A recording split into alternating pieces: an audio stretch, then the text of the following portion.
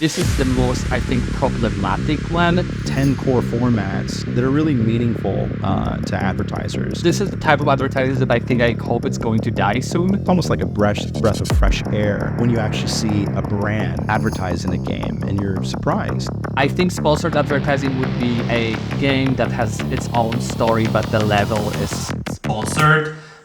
Today, we are trying a different format, and about formats we're going to be talking about. Today with me is Phillip Loamax from MediaScience. During this little series, we're going to be talking about an in-game advertising based on MediaScience and IAB research, and I think this is going to be very valuable for every marketer. My name is Phillip Loamax. I'm the Executive Vice President of MediaScience. When we think about the opportunity of advertising in gaming, we think about concepts such as the reach that gaming has today. A significant amount of the population plays mobile games and other forms of games. And we really want to understand how we can connect with those audiences in a meaningful way that preserves the gamer's experience, but also provides the opportunity for brands to connect with these audiences. And what we found is that, there are really 10 core formats that are really meaningful to advertisers. Intrinsic in games, adjacent ad formats, interstitial ad formats, audio ad formats, rewarded ads,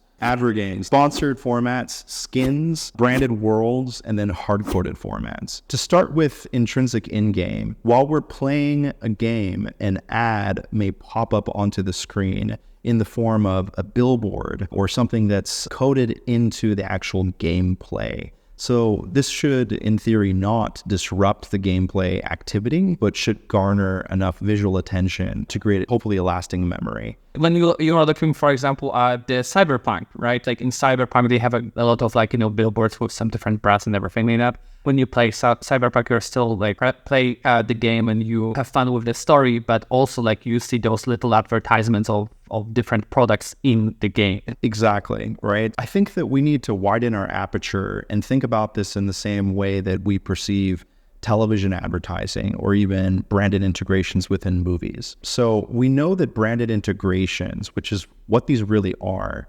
inserting a brand into gameplay in this case, creates a priming effect so that advertisements that are seen adjacent to this type of content have more impact. So the primary question at hand here is, in what types of formats, even within intrinsic in-game ads themselves, do we create meaningful experiences for audiences to capture things like memory, purchase intent, lifting brand attitudes, etc. I think that the thing that the industry may be grappling with still, first off, how do they work, right? What combinations of them work best?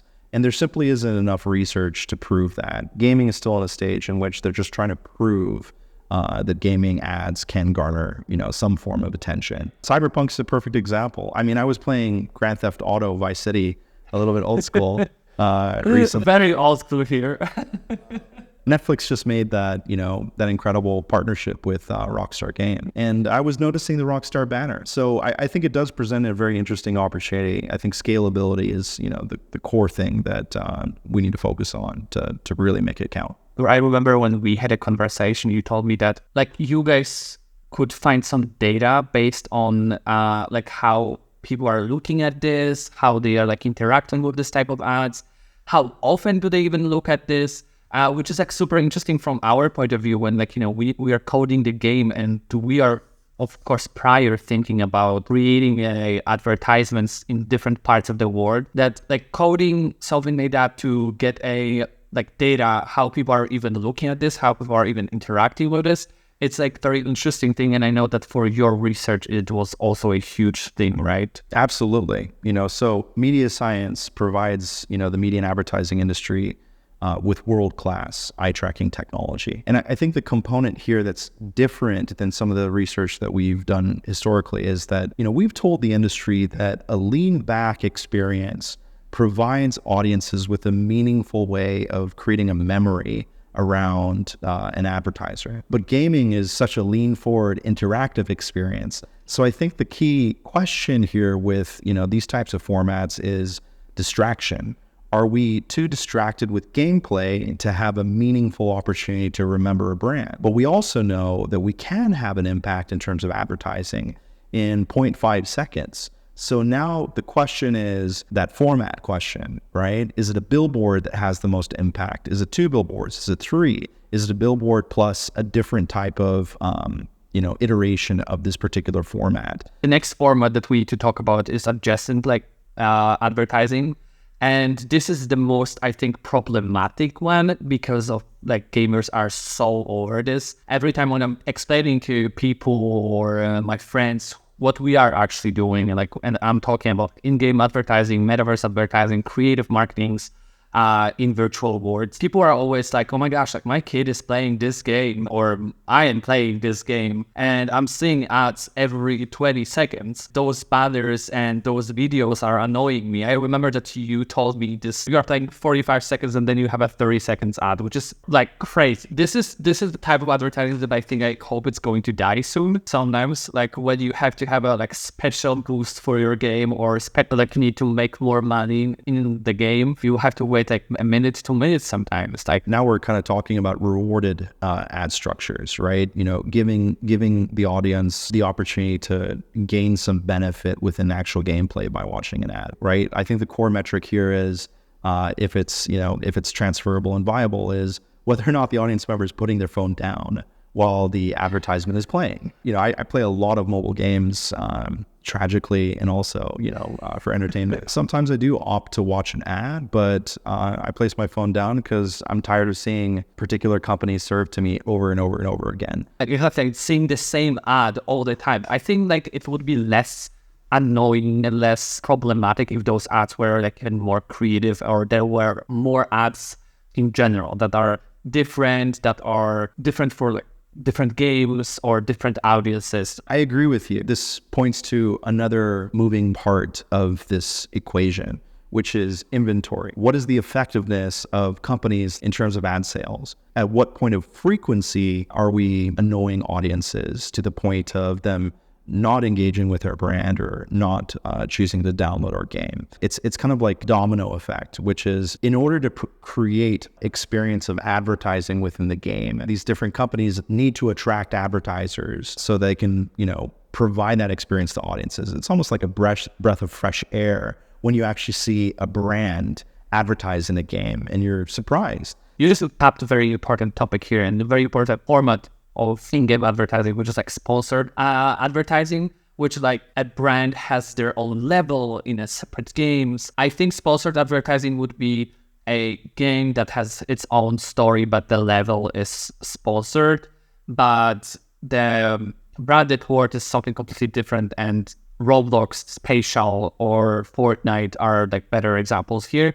But you just mentioned this, and this is very big for this industry in general, because of the fact that those brands can tell the same story of the game, but in their own way that is branded, and it's super fun. And also for you as a gamer, you don't have to watch those ads, but you feel like you are participating in the game, and it's not so distractive, and people still want to play it. And I think this is way better to talk to brands and be like, hey, listen, let's have just one part of this game or couple of levels of this game that are branded, instead of putting those ads all over and over and over again. I've noticed that works very well, including the branded words. When you have those experiences, and the beauty of those experiences that are completely branded words, I think it's super fun for people to play this, especially for people who are in Fortnite, Roblox, Spatial, or Minecraft. When people are having fun with the brand, especially when people are experiencing the same game but with branded words, they feel like they are playing this game, but this subtle and fun way that brand gives them with their logos and everything like that, it works way better, because they can even build a community around the game, around the branded word, and brands can benefit this from better client engagement and better community around the brand. People are getting used to this recently. As we both noticed, we have so many branded words and sponsored games that people love it. People are having so much fun. The agencies that are creating those experiences for those brands are doing such a great job. We also had so many fun experiences that we built before. We built the whole strategy. Absolutely. So first off, I think what you've identified here is that there's a flywheel effect that's activated with branded worlds, right? And in some ways, there's a requirement to understand the impact of branded worlds, not only within actual users, within the gameplay, et cetera, but the additional press that you might receive, the additional influencers that support, this type of activation, et cetera. But going further regarding branded worlds, I think they're an amazing opportunity because of the immersion of, these experiences. And I think companies like Walmart, as an example, that are creating environments within, these branded worlds that are not as invasive or not as, direct in terms of trying to communicate through their various tactics, this being one of them, some of their brand values. I think that these are some of the most meaningful opportunities within the ecosystem. I think the balance here, though, Owi, as marketers consider branded worlds, is the cost of branded worlds, the amount of time to build them, but also how do we activate in a meaningful way that doesn't create the expectation that audiences are going to live in this branded world every time they go into a platform like Roblox, as an example. And I think that what's really interesting about your company is connecting the branded world with the real world, right? And how do we create this bridge between, the digital immersive branded world experience and the real world experience, and how do they work with each other? If I was a brand marketer, I would be deeply contemplating this opportunity because, we're entering the frame of a brand within this branded world, but what are the actual activities that we engage in that make this experience fun? Right? And how do those activities actually relate to the brand? Right? So those are the types of questions I'd be asking with branded world. This is so interesting. When I read I read this research, I saw the audio and I was like, audio advertising in games? Like, I've never seen that before. Like, I saw most of those formats before. We built most of those formats before, but audio was like very interesting to me because I couldn't imagine what type of audio advertisements you could hear in a game. Well, we know from, core audio in the real world that audio advertisements can have, a very strong impact. So now let's apply it to the gaming world, right? The gaming world is the world. It's just in a digital form. So something like listening to the radio, again, I played GTA last night, listening to the radio while driving a car in GTA. You listen to music, you listen to the ads as well. Oftentimes those ads are fictional. Why not present the opportunity for a real brand to advertise within those opportunities as well? You don't need the context of radio within the gaming experience. You're hearing these various immersive sounds within gameplay. What's stopping us from just integrating, a branded spot, et cetera, directly within the game, especially if audio's on while, somebody's playing?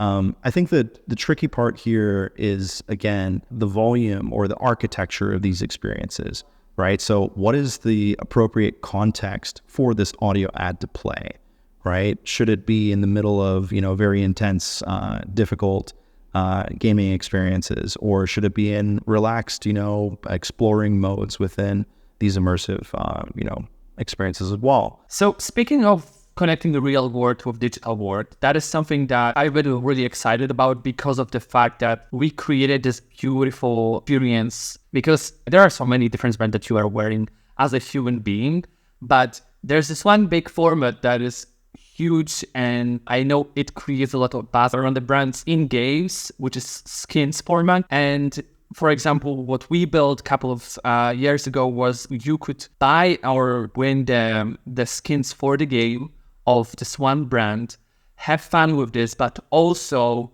you can create a whole strategy around those skins because people can engage with the game or with your experience even more, and they can win those skins, they can purchase those skins. It depends, of course, on the experience. The beauty of what we've done with this is that you could even use those skins as filters on different social media. So for example, when you play the game or you purchase the skins, you can have fun with this in game, but also when you are sending a photo to someone, you can just use this as a filter and this is still yours. I think the skins format is huge, especially on Fortnite. With Fortnite, we have this beauty that you can use this or buy those skins in this small period of time. For example, with the Family Guy, this was amazing, where you could just purchase Peter Griffin and have fun with him and use him as your skin and play the game.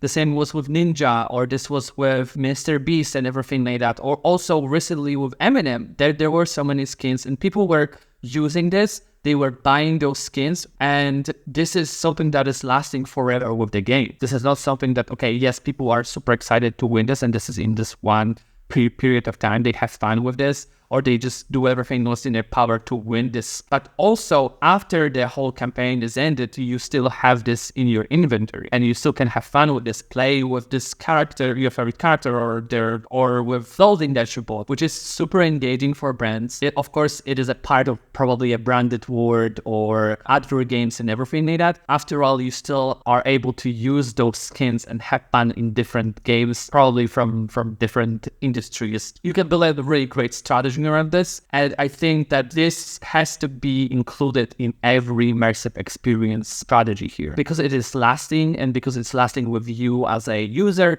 it's lasting with the game, and very beneficial for everyone, for the gamers, for the brand, and for the platform. But I think in the future, people will be able to engage with this clothing even outside of their house. But I think this is a topic for a different conversation. I think that skins present a very interesting opportunity for brands to connect with gamers and, that the wider audience there.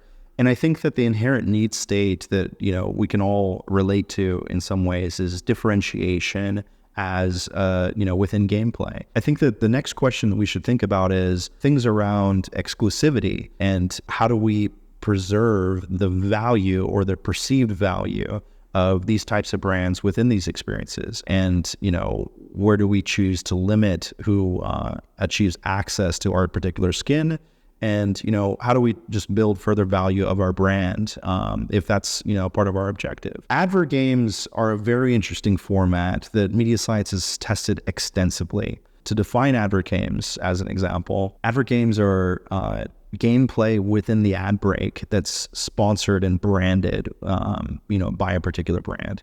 So if you can imagine a particular brand chooses to recreate something like Pac-Man, and instead of eating the little circles or little dots, you're eating something like Reese's Pieces or M&Ms or Skittles, as an example.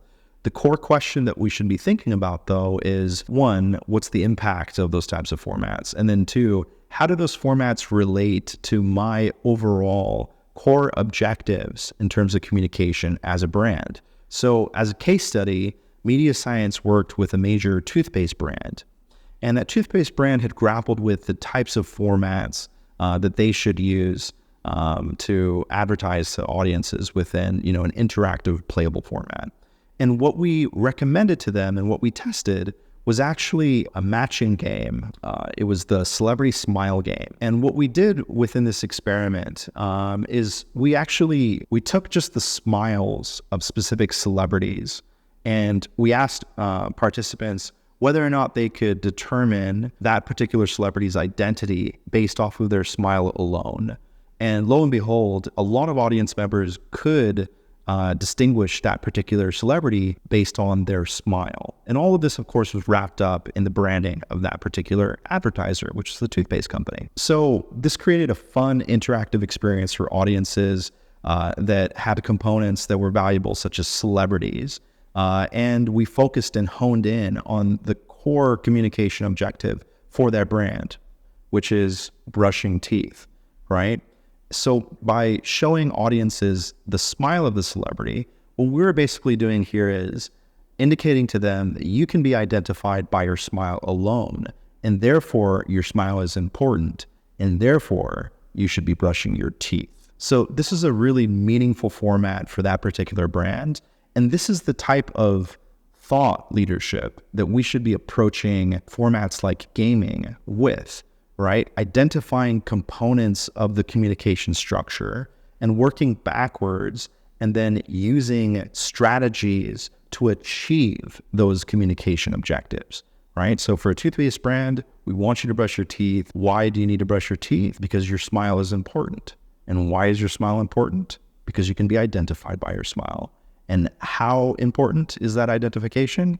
Important enough that we can identify celebrities who we respect in the general public. I think one of the complications, but also one of the most interesting components of this entire equation is that gaming as a format is across platform, and the same types of games could be accessed not only on mobile, but also on desktop and on television. And VR. And VR, of course.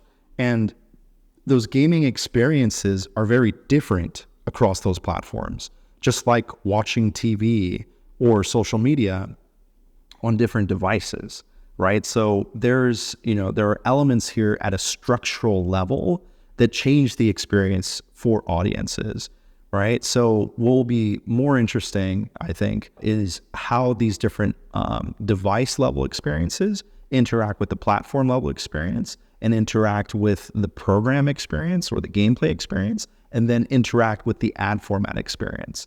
And it sounds very complicated to look at it this way, but this is the way to understand how these components interact with each other so that we can get the most out of gaming, right? And in terms of efficiency, there's a lot of opportunities here to achieve efficiency at, I think, very good CPMs. Within gaming, we just need parity and we need comparison across these various media experiences. So I look forward to doing a lot of research to, prove those differences and prove the value of these experiences too. I called it out in the white paper. Education is critical, but we need to be educated by appropriate material. So I really look forward to, the future of gaming as well. So thank you so much, Owi, for having me on the podcast. Look forward to our next episode. So the very important thing that you probably have noticed is the fact that we are talking about those in-game advertisements, but all of them really need strategy. Blending this in-game advertising with good creative strategies, marketing strategies, and a great research. And if you want your brands to be a part of this beautiful in-game advertising, reach out to us to learn more.